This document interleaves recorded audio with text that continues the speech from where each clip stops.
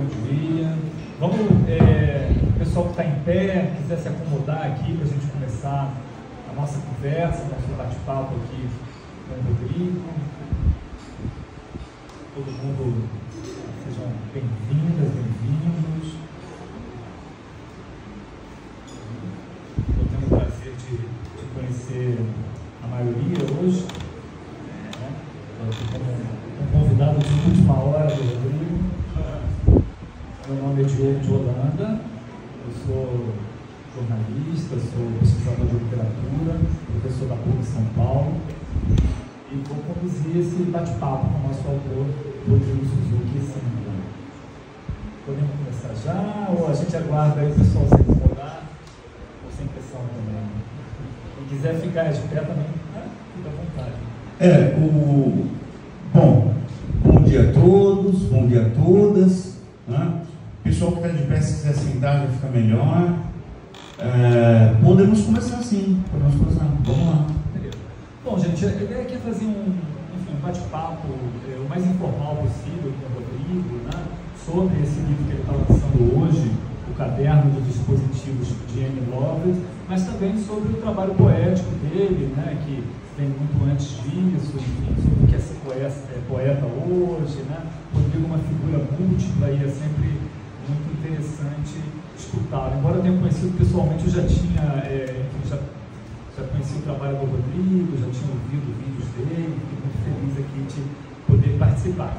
Eu vou conduzir a conversa, mas a ideia é que vocês participem. A ideia é abrir também para perguntas, tá? Estou aqui como animador. Tá? Rodrigo, vou então começar te fazendo perguntas. Claro. Né? Queria que você me situasse em relação a esse livro, Caderno de Dispositivos de Annie Lovett, dentro da sua trilogia. Né? Esse livro encerra uma trilogia que começou em 2019, né, com Geometrias de Cosmos, depois prosseguiu com a Galeria Invisível, que você terminou de postar em 2022, né? Bom, como a gente espera numa trilogia, esse livro de agora tem muitos pontos em comum com os anteriores, né?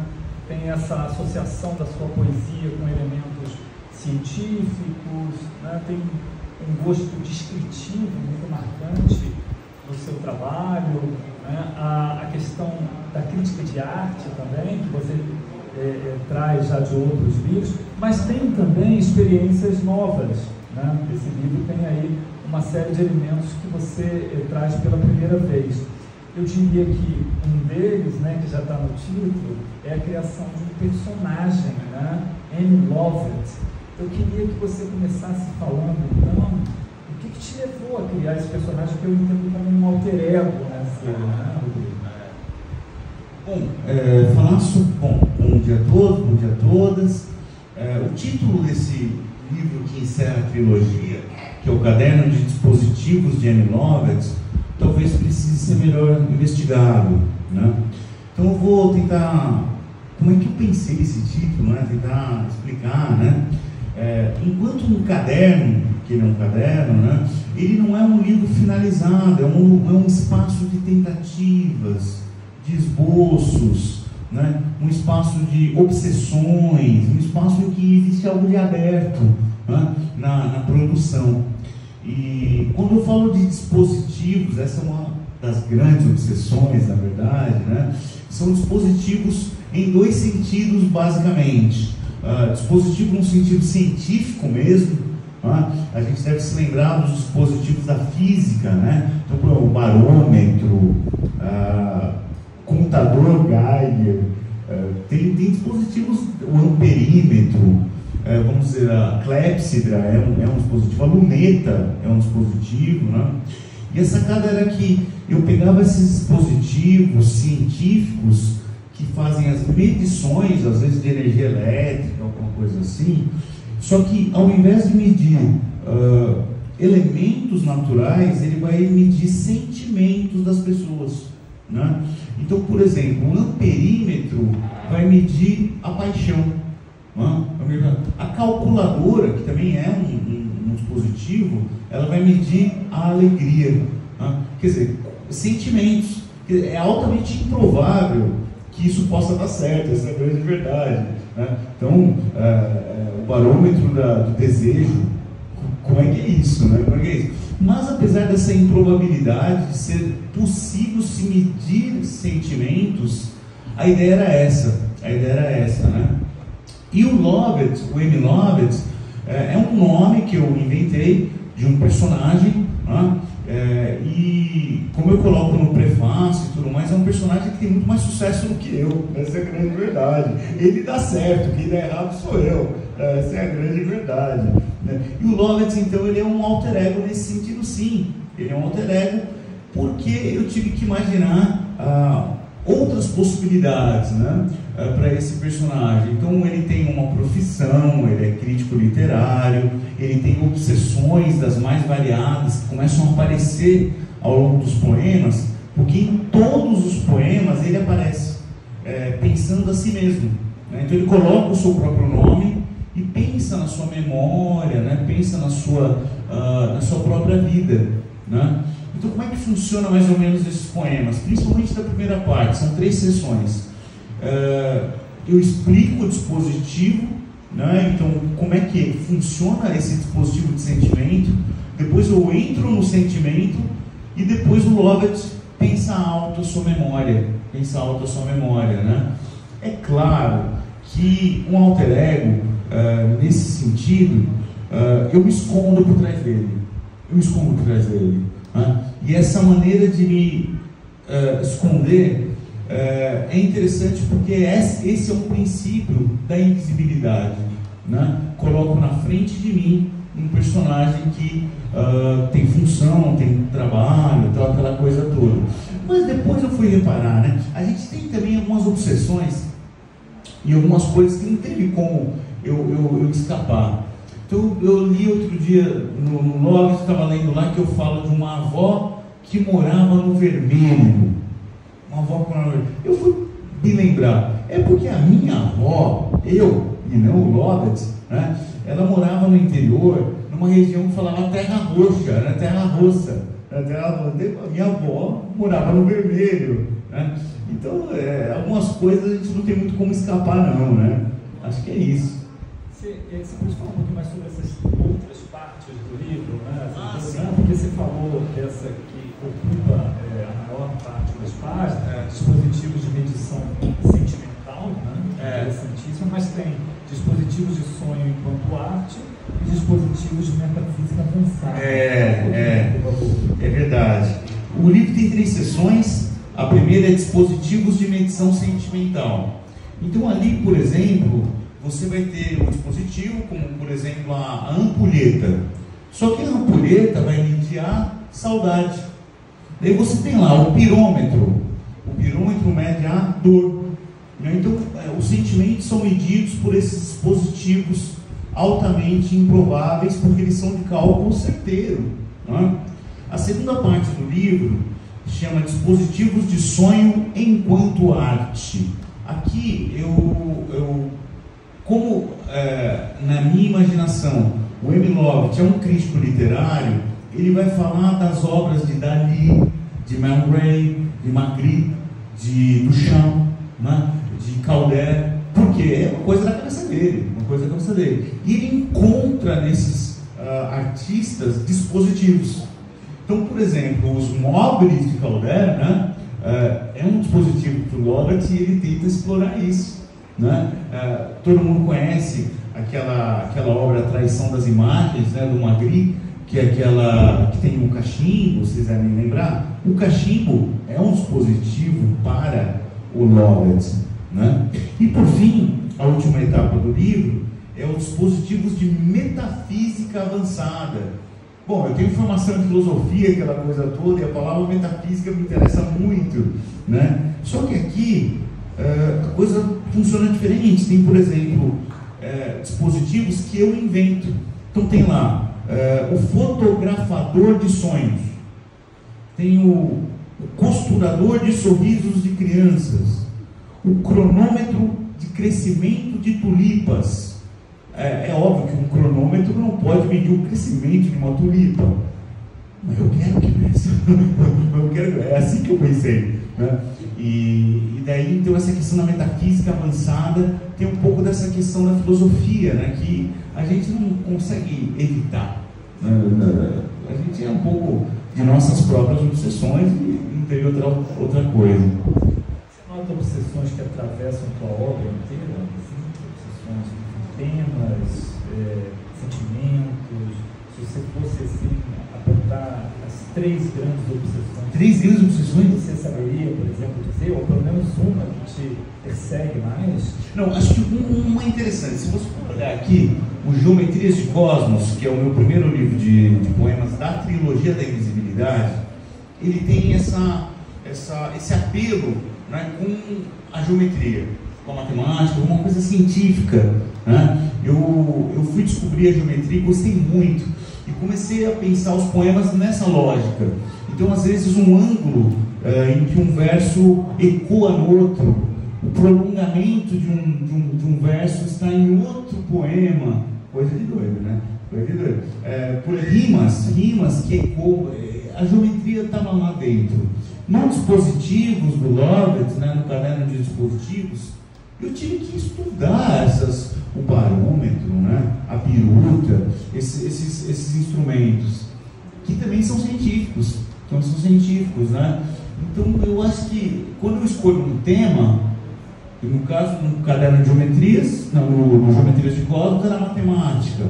No dispositivo de Lovett é mais a física. Eu gosto dessa questão de estudar e, depois de estudar, compor. Essa é uma obsessão. É uma obsessão, né? Pensar, por exemplo, como a calculadora poderia medir a alegria. O que é uma calculadora? Daí ficar lá pesquisando como é que funciona a calculadora e tal, não sei o que. Essa é uma obsessão. Escrever com pesquisa, tá? No A Galeria Invisível, que é o segundo livro dessa trilogia, que está na internet, a obsessão era estudar o quê? As obras do surrealismo e do dadaísmo, né? A arte mesmo, a arte. Então, era aquela coisa, ler lá o livro do Magritte, ler lá, estudar as imagens do Salvador Dalí e tal.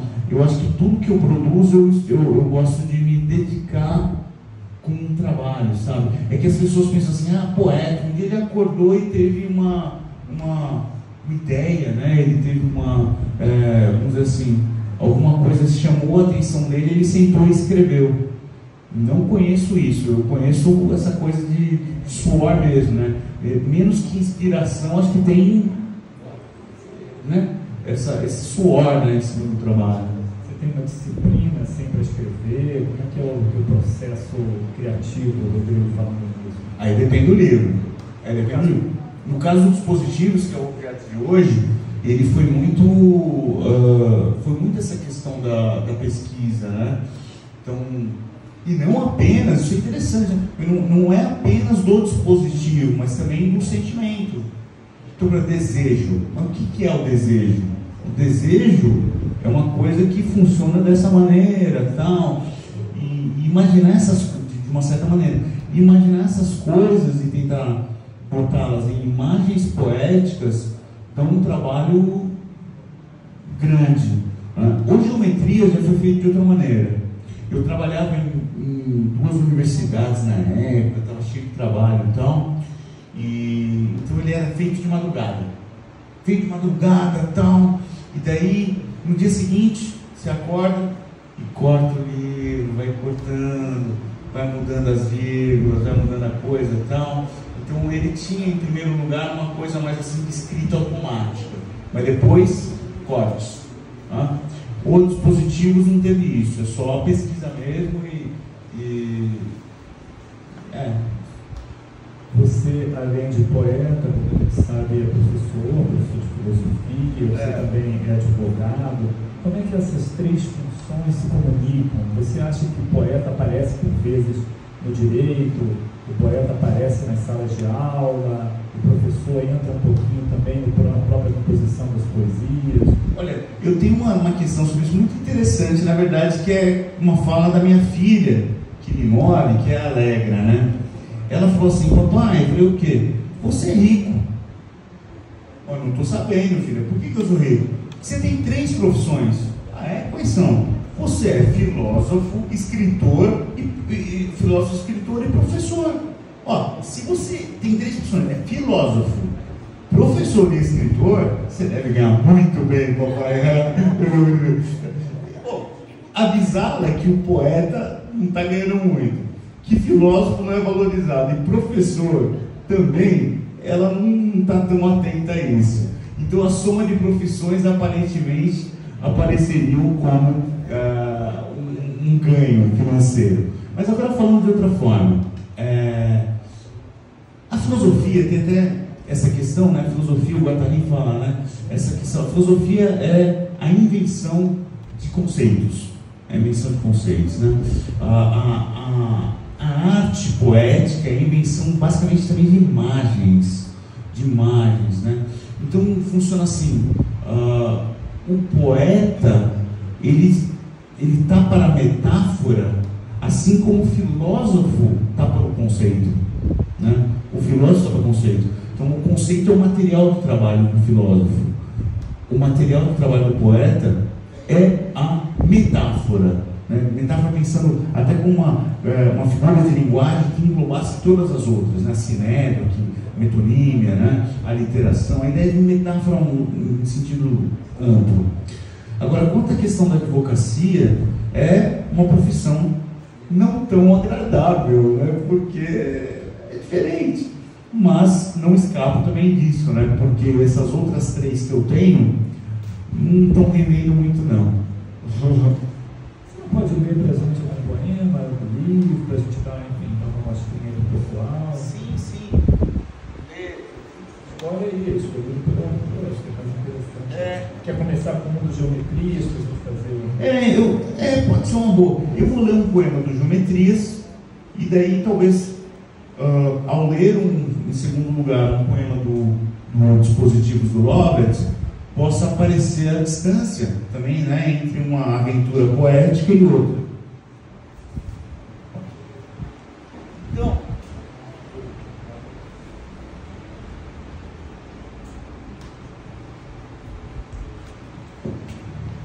eu vou ler do Geometrias o primeiro poema, que chama Geometrias de Cosmos, exatamente, que meio que dá o tom, a tonalidade do livro como um todo. Ele é assim: nas geometrias de cosmos não há harmonia dos astros, nem estrutura misteriosa de ordenação de pequenas coisas. Tudo é um compasso de relâmpago, um estouro repente de luz, na brevidade, no escuro do profundo. A pele não tem sentido de tempo, que não seja delicadeza. Uma história não começa no espaço, antes de ser saudade. Toda pintura é ainda mais dor pela tonalidade do indefinido, e os instantes teimam no infinito, no silêncio do quase. E estou apaixonado por alguém, pelo talvez das possibilidades. Nunca olho para as estrelas de madrugada, tenho firmamento dentro de mim. Essa é a tonalidade aí do Geometrias. Agora vamos para o caderno do Lovett. O poema que eu vou ler também é o primeiro, acho que fica legal assim, né? Os primeiros poemas. Chama A Calculadora de Alegria. E ela tem uma epígrafe, né? Que é exatamente a explicação. Está na página 19, para quem já está com o livro. Página 19. Ela tem uma explicação que é a epígrafe, que explica como é que funciona uma calculadora. Instrumento multifuncional para a realização de cálculos numéricos, né? Então vamos lá. A calculadora de alegria funciona como se uma matemática de improviso que soma braços e subtrai lágrimas, conta paixões pelas porcentagens das margens de erro, multiplicasse o mundo por cócegas e segredinhos que elas juram ao pé do ouvido. Alegria é tudo o que for o caso, multiplica carinho de lembrança, o sabor de uma comida que morreu com a avó, aquele brincar de esconde com a filha em volta da casa, o beijo de dentro, a preencher lábios de sereia quando o carnaval era só juventude. Amy Lovett era um contabilista de instantes.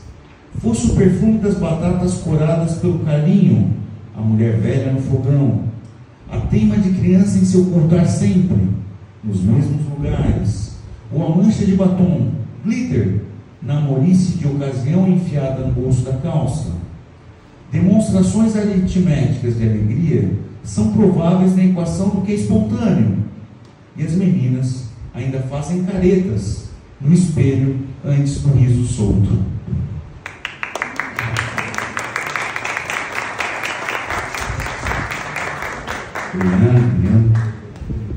Gente, alguma pergunta da plateia, algum comentário, alguém quer dizer alguma coisa?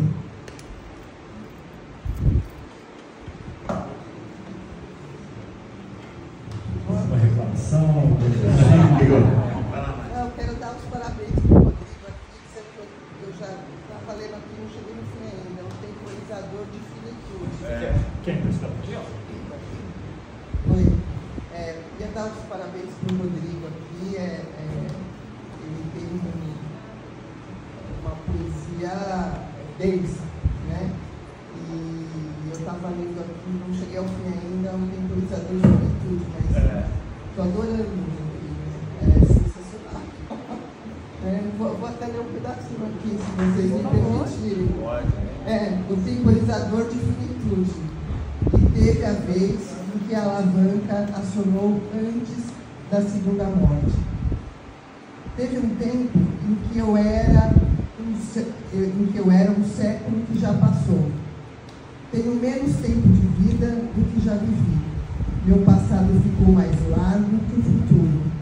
E acho que não vai dar tempo para viver aquela paixão em praga.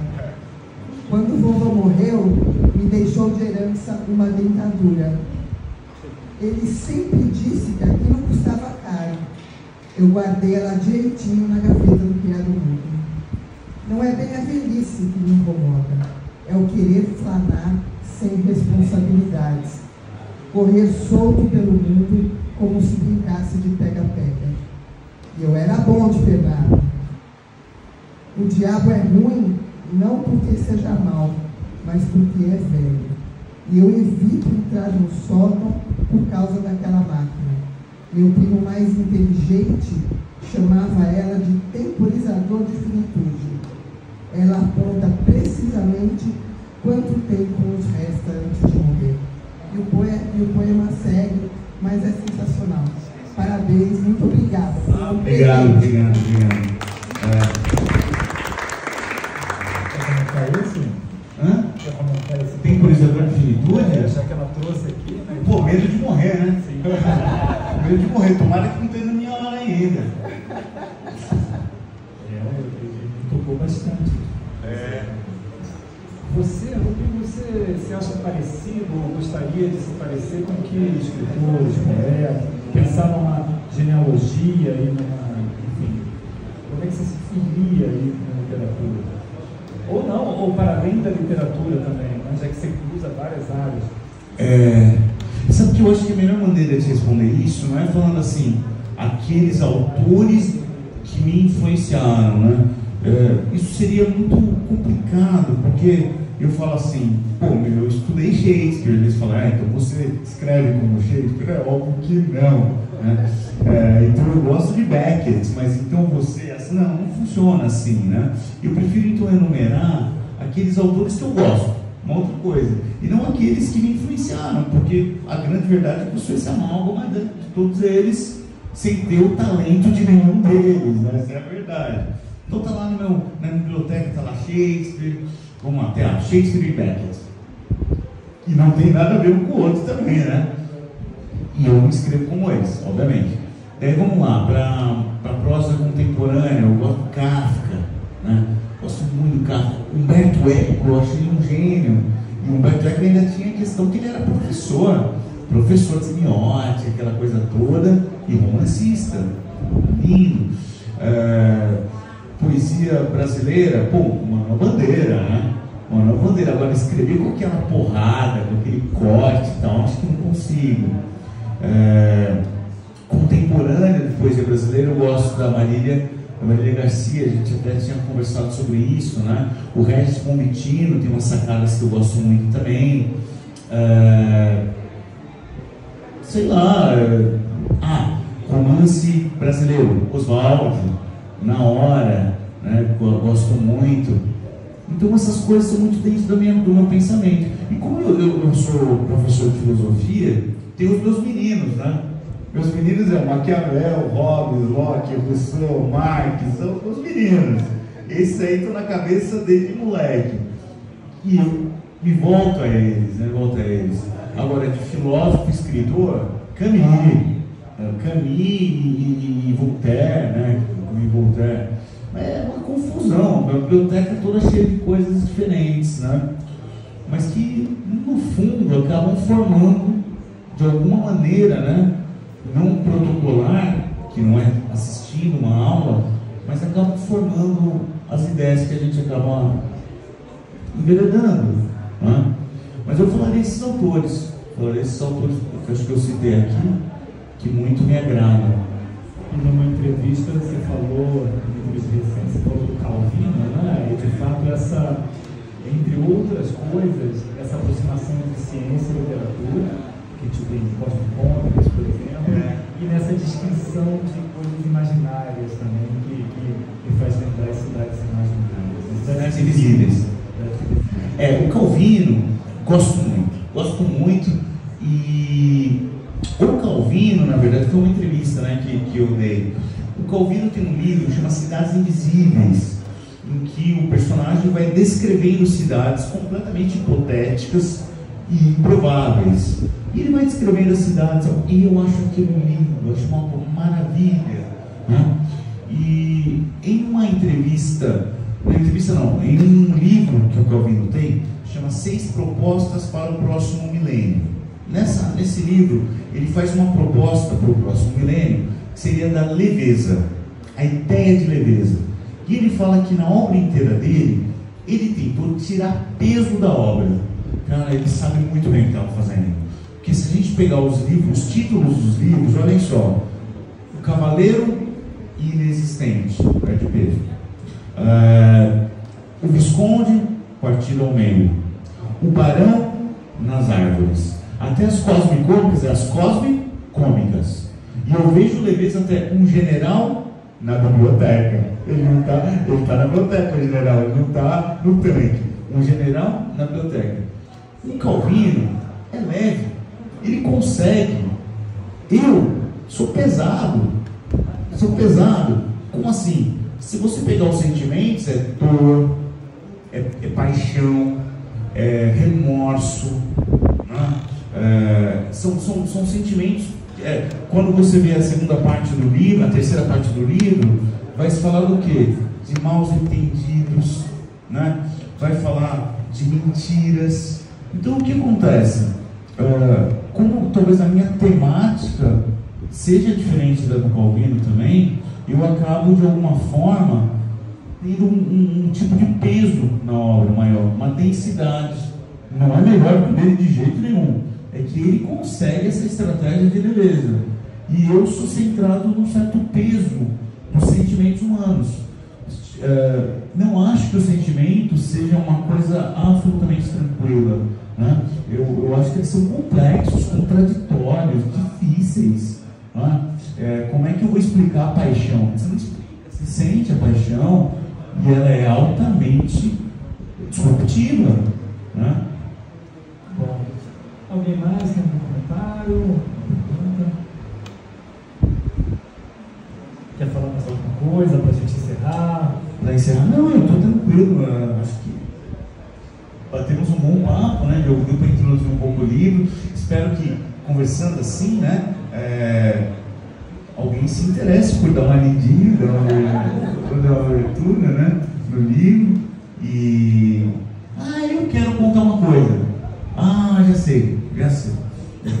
É um caderno de dispositivos. Então existem dispositivos que acionam coisas. O prefácio, e eu só fui perceber isso depois, né?